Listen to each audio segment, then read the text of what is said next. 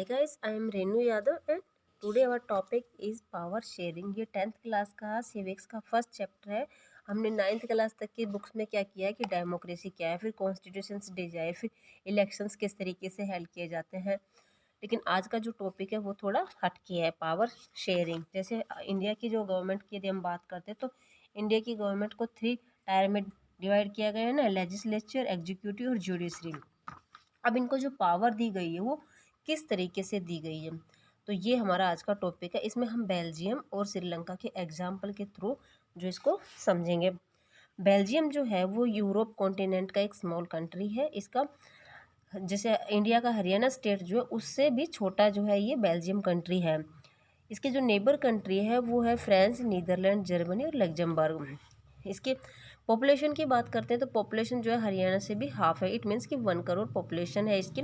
और ethic composition है। Ethic composition का मतलब है कि इसमें जो है अलग अलग जो इसको बेस जो माना गया है वो मेजोरिटी से माना गया है कि इसमें अलग अलग कल्चर के लोग थे, अलग अलग रिलीजन के, अलग अलग स्पीकिंग लैंग्वेज यूज करने वाले लोग थे। इसमें जो ये पिक्चर दिखाई गई है तो इसमें ऊपर जो है येलो कलर और नीचे रेड कलर दिया है। तो जो ये येलो येलो वाला कलर जो है ये कौन सा है, डच लैंग्वेज यूज करने वाले लोग, और जो रेड वाला है वो फ्रेंच लैंग्वेज यूज करने वाले लोग हैं।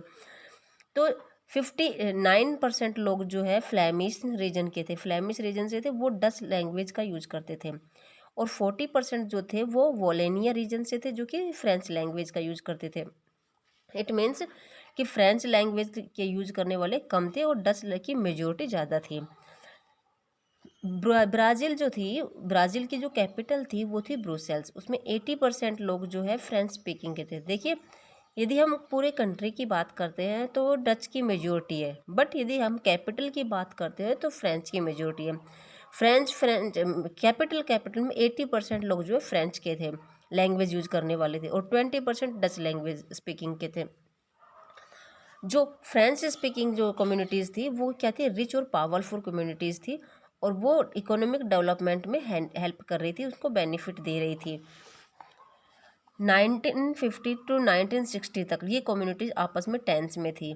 दोनों कम्युनिटीज़ के बीच में जो है कॉन्फ्लिक्ट हो रहा था, जो ब्रुसेल्स के अंदर जो था, मतलब जो कैपिटल जो थी, सेंट्रल पावर जो थी, उसके अंदर इनमें दोनों में कॉन्फ्लिक्ट चल रहा था। क्यों कॉन्फ्लिक्ट चल रहा था? क्योंकि डच स्पीकिंग के जो है वो 20% थे और वो पावरफुल भी नहीं थे, जबकि फ्रेंच जो थी वो पावरफुल थी। तो डच स्पीकिंग के माइंड में ये था कि ये किसी तरह हम पर जो है हमें डोमिनेट ना करें। इस तरीके से उनके अंदर, दोनों के अंदर कॉन्फ्लिक्ट चल रहा था। ये तो था हमारा बेल्जियम का एग्जाम्पल। अब सेकेंड एग्जाम्पल है हमारा श्रीलंका का। तो श्रीलंका जो है इंडिया के जो तमिलनाडु है उसके साइड में एक आइलैंड नेशन के रूप में दिखाई देता है, जो आप मैप में देखना। तमिलनाडु के कोस्टल एरिया के पास है। इसकी जो पॉपुलेशन है वो 2 करोड़ लोग है, हरियाणा के बराबर। जैसे हरियाणा में 2 करोड़ है तो उसमें हरियाणा के समथिंग बराबर सी है। साउथ एशिया रीजन का ये एक कंट्री है, पार्ट है। Sri Lanka has diverse population. इसमें पॉपुलेशन, इसमें भी डाइवर्सिटी पाई गई, जैसे बेल्जियम में पाई गई है तो इसमें भी इसी तरीके से पाई गई है। इसमें कौन कौन से ग्रुप पाए गए हैं? इसमें पाए गए हैं सिन्हाला ग्रुप और तमिल स्पीकर, सिन्हाला स्पीकर और तमिल स्पीकर। तो इसमें श्रीलंका में देखो ये में दिखाई गई है कि इसमें जो ये येलो कलर दिखाया गया है ये सिन्हाला के, और जो बीच में रेड कलर से जो दिखाया गया है ये तमिल स्पीकर है। सिन्हाला स्पीकर इसमें कितने थे? 74%। और तमिल स्पीकर इसमें कितने थे? 18%। उसमें भी सब ग्रुप थे, तमिल स्पीकर जो थे उसमें भी सब ग्रुप थे। किस तरीके से? कुछ तो नेटिव तमिल थे, नेटिव तमिल मतलब वो श्रीलंका से ही थे। कुछ जो थे वो इंडियन तमिल थे। इंडियन तमिल कैसे थे कि कॉलोनियल पीरियड में जो तमिल इंडियन तमिल थे वो प्लांटेशन वर्कर के रूप में श्रीलंका में चले गए थे, और उनके फिर फोर फादर जो है वहीं पर जाकर सेटल हो गए, तो उनको कहा गया था इंडियन तमिल। तो इस तरीके से इसमें भी 2 ग्रुप्स में डिवाइड था। इंडिया सिन्हाला स्पीकिंग के लोग थे वो बुद्धिस्ट को प्रेफरेंस देते थे, बुद्धिस्ट को ज़्यादा, मतलब रिलीजन को एक्सेप्ट करते थे, या ये बुद्धिस्ट ही थे ये मान लीजिए। तमिल आर हिंदूज, तमिल जो थे उसमें हिंदू भी थे और मुस्लिम भी थे, जबकि सिन्हाला में बुद्धिस्ट ही थे almost. There are about 7% Christians. इसके साथ साथ 7% श्रीलंका में क्रिश्चियन लोग भी रहते थे। वो क्रिश्चियन जो थे वो तमिल भी थे और सिन्हाला भी थे, दोनों लैंग्वेज का यूज करने वाले थे। समझ में आया क्या बोल रही हूँ? एक बार फिर से रिपीट करती हूँ। श्रीलंका में सिन्हाला जो थे 78% स्पीकर थे, तमिल थे तो 18% थे। तमिल में फिर भी टू सब ग्रुप्स थे, एक इंडियन तमिल, एक नेशन तमिल। सिन्हाला स्पीकर जो थे वो बुद्धिस्ट थे, और जो तमिल स्पीकर थे उसमें हिंदू भी थे और मुस्लिम भी थे, क्रिश्चियन भी थे, कुछ क्रिश्चियन में तमिल भी थे और सिन्हाला भी थे। ये तो था हमारे कि वहाँ कंट्री में किस तरीके से कौन कौन रहता है। अब सिन्हाला और तमिल दोनों आपस में कॉन्फ्लिक्ट हो रहा था, जिस तरीके से बेल्जियम में हो रहा था इसी तरीके से, तो इनका भी पार्टीशन की जो है कंडीशन बन रही थी। अब श्रीलंका ने अपनी पावर का किस तरीके से पार्टीशन किया, ये है हमारा पॉइंट्स। मेजोरिटेरियनिज्म इन श्रीलंका, श्रीलंका ने किसको जो है मेजोरिटी ज़्यादा दी। 1948 में श्रीलंका जो है इंडिपेंडेंट हो चुका था। अब इसमें जो कम्युनिटी लीडर कम्युनिटी थी वो कौन सी थी, सिन्हाला थी। गवर्नमेंट जो है वो सिन्हाला की मेजोरिटी के कारण उन्हीं की गवर्नमेंट बनाई गई। अब उन्होंने क्या किया कि 1956 में एक एक्ट पास किया और सिन्हाला लैंग्वेज को ही ऑफिशियल लैंग्वेज डिक्लेयर कर दिया। और जब ऑफिशियल लैंग्वेज डिक्लेयर किया तो जो तमिल जो थे वो डिसरिगार्डेड थे, मतलब उनसे नाराज़ हो गए कि ये क्या बात हुई कि इनकी मेजोरिटी है तो इन्हीं की लैंग्वेज को जो है ऑफिशियल लैंग्वेज बना लिया, हमें तो नहीं बोलनी आती या हम बोलना नहीं चाहते, इस तरीके से। पर गवर्नेंस ने जो है उनकी बातों को प्रेफरेंस नहीं दिया, और जो सिन्हाला को ही जो है यूनिवर्सिटी पोजीशन में भी, गवर्नमेंट जॉब में भी हर जगह आगे करना स्टार्ट कर दिया। मतलब जो सिन्हाला लैंग्वेज का यूज करता था उसको हर जगह अपॉर्चुनिटी ज़्यादा दी जाती थी comparison to Tamil. A new constitution stipulate that the states shall protect and foster Buddhist. अब जो बुद्धिस्ट लोग जो थे उनको ज़्यादा प्रोटेक्ट किया जाता था कंपैरिजन टू तमिल से।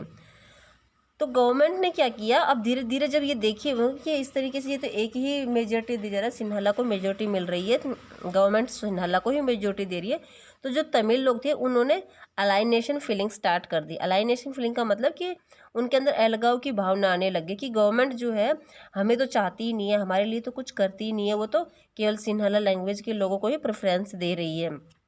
और इन्होंने अपनी क्या किया, एक अलग पार्टी बनाई, अपने एक अलग पार्टी बनाई, और इन्होंने डिक्लेयर किया कि गवर्नमेंट चाहे कोई भी लैंग्वेज रखे, हम तो अपनी तमिल लैंग्वेज को ही यूज करेंगे, जॉब्स में भी उसी को करेंगे, अपने कल्चर में भी उसी रखेंगे, हम अपने कल्चर को या अपनी लैंग्वेज को जो है चेंज नहीं करेंगे। और जो कॉन्स्टिट्यूशन जो बनाया है हम उसको डिनाई करते हैं, हम उसको नहीं मानेंगे कि सिन्हाला को हम ऑफिशियल लैंग्वेज हम नहीं मानेंगे। गवर्नमेंट जो है इक्वल राइट हमें नहीं दे रही है हर चीज़ में।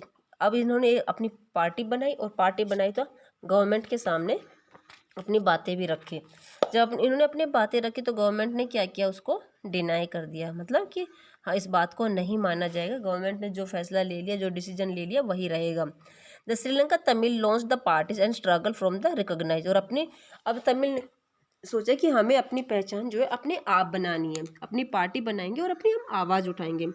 1980 में सेवरल पॉलिटिकल पार्टी ऑर्गेनाइजेशन हुई और सभी ने डिमांड की इंडिपेंडेंट तमिल की, कि तमिल यदि आप लोग हमें पार्टिसिपेट में अपॉर्चुनिटीज़ नहीं देती, अपने इक्वल हमें राइट नहीं मिल रहा, हमारे साथ इस तरीके से जो है भेदभाव किया जा रहा है, तो हमें अलग स्टेट डिक्लेयर कर दें, हम अपने आप देख लेंगे अपना। Northern and eastern part of the Sri Lanka के लोगों ने इस तरीके से आवाज़ उठाने स्टार्ट हो गई। और जब इस तरीके की उन्होंने पावर शेयरिंग की तो उसका रिजल्ट क्या निकला, क्वेश्चन आ सकता है, what was the result of the power sharing इन श्रीलंका।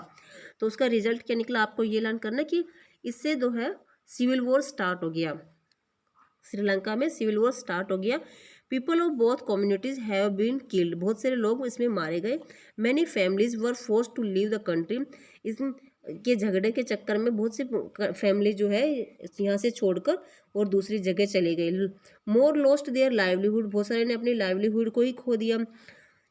तो ये इसी तरीके से अब चलता रहा, जिस 209 में जो सिविल वॉर हुआ वो इसी का कारण था। और लास्ट में इन्होंने क्या किया कि अपने वापस जो है डेमोक्रेसी गवर्नमेंट फॉर्म की और अपने इस प्रोसेस को स्टॉप करना पड़ा।